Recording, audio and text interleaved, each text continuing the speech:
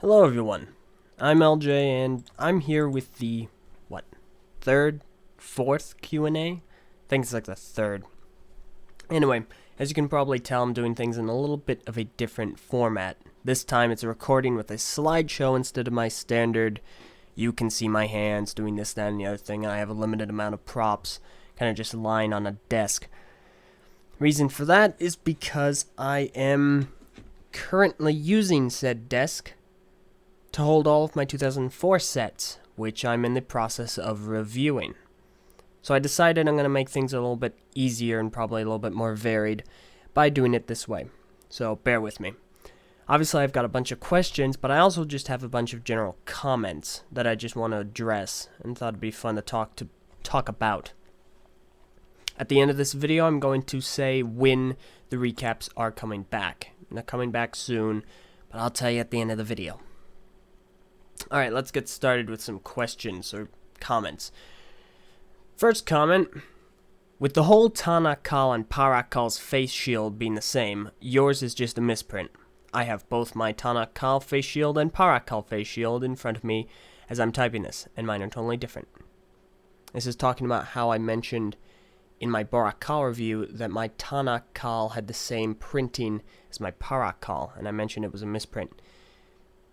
Keynote, I mentioned it was a misprint. So I know that Tanakal has a different pattern. I'm not stupid. Next comment. Those holes, quote unquote, aren't the eyes, obviously. They were built into it to get it to snap in place with the chrono holder. They are supposed to be completely ignored as appearance goes, just to help with the function. Again, I am not stupid. I also know this, but it always looked to me on the Barakal as they were eyes. It was just really unnerving. I know that they helped with the function. It's just creepy looking and weird. Those beady little eyes staring into your soul any chance they got. Anyhow, next question. This is a question. I got all the Borak and Barakal except the black Barakal. Do you think it's still worth getting him? Honestly, if you're a collectionist like I am, go for it. Definitely. They all look nice in a row. Otherwise, if you're expecting something completely different, you're expecting a new play experience, you're hoping for something that just thinks outside the box as far as Barakal go, you're not gonna get it. So honestly, you can skip him. If you don't want to, go for it. You can find him. Next comment. Like, in terms of story, were they stronger, or were they the thing to hold the Toa at bay until Makuta unleashed the Rakshi? This is in reference to the Barakal again. Honestly, I'm not really sure either one was stronger. The Barakal were not a Makuta thing. He did not unleash the Kal. The Barag did, technically. When the Barag got imprisoned, the Barakal were released as a fail-safe to free the Barag. How this was foreseen, I will never know, but that's your layout. They are not related to Makuta Pterodax. Next comment, this is from, I don't mention a lot of the names of the commenters, just, figure it out, But I mention this because he comments frequently, and I will give him credit for this. His name is Gabulous Goatee, pronounced Fabulous Fish. Actually, Holly did have the darker legs in the Barak animations, or rather, she sometimes did. Her leg color switched back and forth between the two. View this image here. You'll see it on screen. Notice how on the left she has normal blue legs, while on the right they are much darker. Some odd coloration error, but I'm pretty sure she mostly appeared with the darker ones. Now this is for how, when I reviewed the 2003 Matoran, I mentioned that it was kind of odd that Holly had dark legs, because I thought that she had the standard blue ones, like Maku. So after seeing this comment, I went ahead back to the Barak animations, and lo and behold, you were right. Pat yourself on the back and get yourself a cookie from the cookie jar, but don't let anyone see you taking it. Because yeah, you were right, I was wrong. Very good memory and a very good eye. She had the darker feet. Next comment. This was posted about a week before I released the Rakshi review. I dare you to do a Rakshi Rock intro for your next review, Eljay. No. Next comment, and I really appreciate this one. Eljay, just want to say that I love your reviews. It reminds me of my childhood. If you have Instagram, could you please notify us what your name is in your next Bionicle recap? That would be wonderful. And finally, to my main point.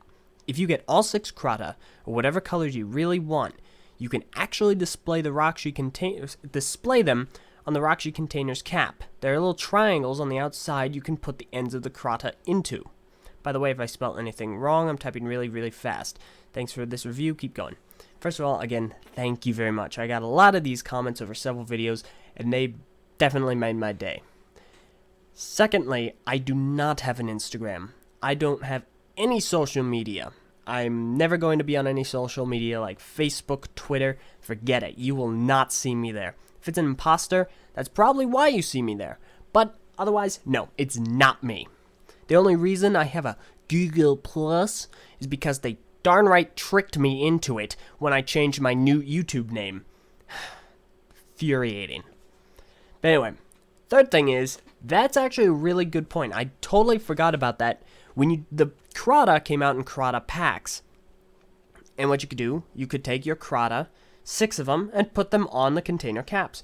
I didn't talk about that probably because that's more of a container thing, and I'm not going over any of the canisters or boxes or whatever. But thanks for bringing it up. Next comment on the Roxy review. No, you were supposed to do Roxy Rock.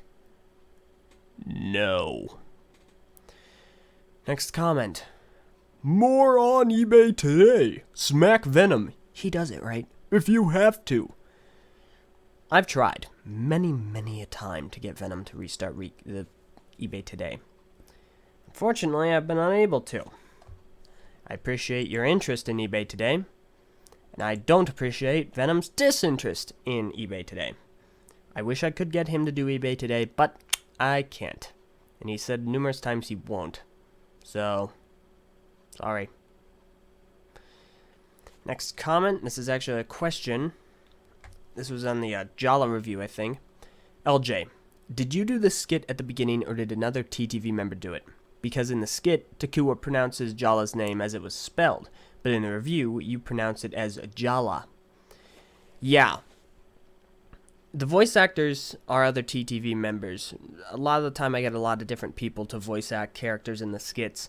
I'll occasionally throw myself in there if it's necessary for like Lewa or something. But I think Var and Venom who voiced Takua, they pronounce it as it's spelled, Jaler. And I pronounce it as it was originally spelled and how I've seen it still being pronounced as Jala. So yeah. Next comment. And I got this twice in a row, by the way. Worst intro joke ever. Okay, I'll be honest. I have no issue with anybody posting comments like this. I don't. If you don't like a skit, no problem. A lot of them are hit and miss. I will admit that right out. I don't mind these comments. What I do mind is when you don't tell me why it's the worst. I don't know how to make them better if you don't tell me how to make them better. So if I make another worst intro joke ever, it's probably because you just posted worst intro joke ever and didn't explain why it was the worst. If you explain why it's the worst, well, maybe the next one won't be the worst. Thank you. Next comment, this is on the Jala review. I feel like the beak is a con. If they were going to do Kopaka's sword, they should have at least put it flat side perpendicular to the ground. That way you could have 2 sections of the jaws and not have them be flat scissors like they are now. I agree with this. This is a very good point. And they actually kind of did that in the movie because he was more of a fleshy character. The Gecko was.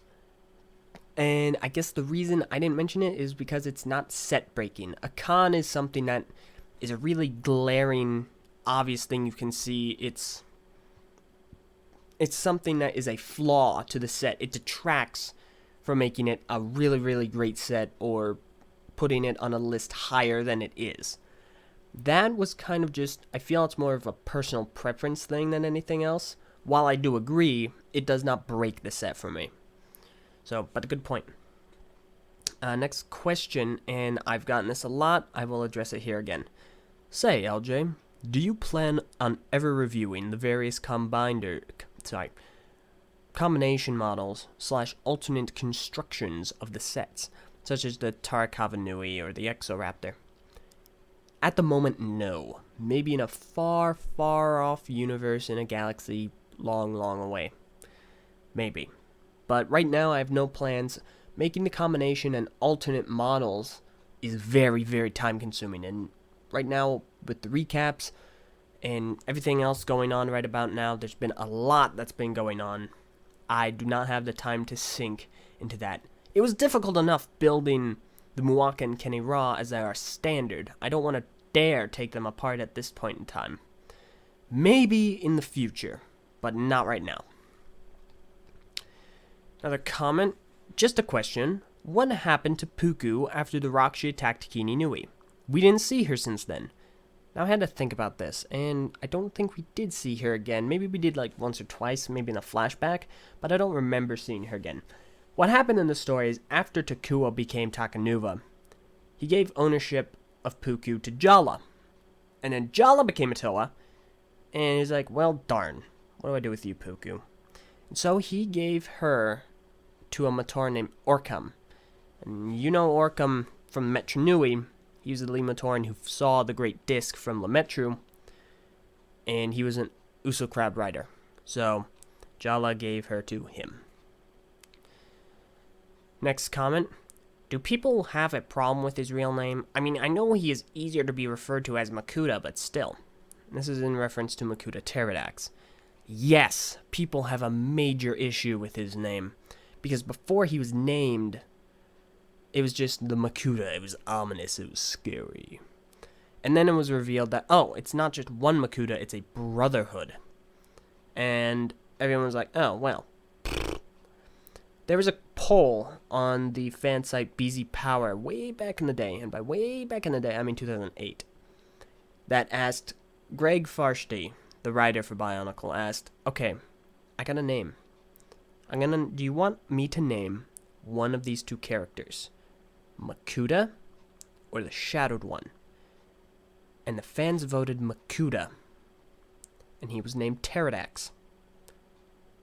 And the fans went into a flipping contest. I swear, I wish there had been some pancake batter and a frying pan, because that would have been some great old flapjacks right there.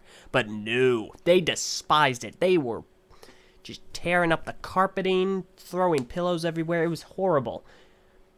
That's why Greg is never going to name the Shadowed One, because he said there was so much backlash to Pterodax's name. He didn't want to go through that again, and I don't blame the guy. So Pterodax's name is solely the fault of Bionicle's own community, and anybody who has fault with that, oh well.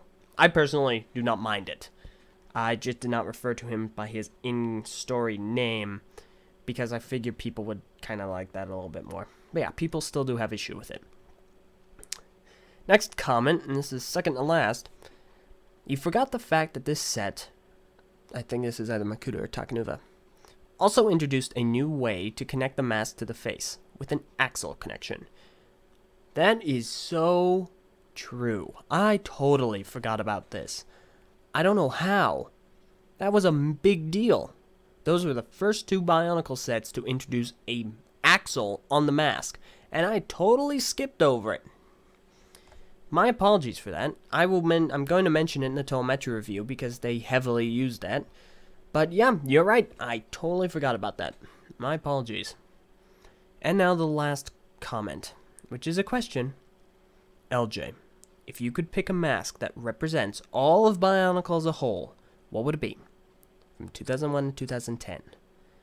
And someone replied to this and was like, well, he'd probably pick the How. And you are so right. Yep, I would pick the How. The How is the best representation, best mask to represent all of Bionicle. It's very symbolic of pretty much everything that happened over those 10 years. It's been shown in so many promos and advertisements, and even Axon in 2006 said that that mask represents Matanui, because its name literally means protector or protection or something like that, because it's a mask of shielding. So, no, they serve the same purpose, and that is to protect. So it would definitely be the how. There's no contest. Runners up, however, would probably be the Vahi, which is the first mask that the LEGO team designed for Bionicle, and the Ignika, which was heavily used within the story and even the shape on its mask. Like the Da Vinci artwork was also used very heavily early on in the story. So that's about it. That has been all the comments I've wanted to address, questions I wanted to answer, things I wanted to discuss. Now let's get to the juicy good part. Obviously, if you've listened to TTV, then you know that the last 2 months have been a roller coaster ride of crazy. From everything to computer malfunctions, to washing machines falling on my legs, to lamps breaking, whatever. Well, all that's sorted out now, and I've gotten heavily into the recap review process. And I intended to start the reviews last month. Obviously, that did not happen due to the severe delays that I've explained numerous times. But I think I finally got the review date down. If everything goes according to plan, it all has to go according to plan. If it does, then the reviews will return on March 11th. So I hope to see you all there. Here's hoping that everything goes to plan, all according to plan. And then here's hoping that we have a very Bionicle content-filled month of March with the return of Autopsy and the return of the recap reviews. It's gonna be a lot of fun.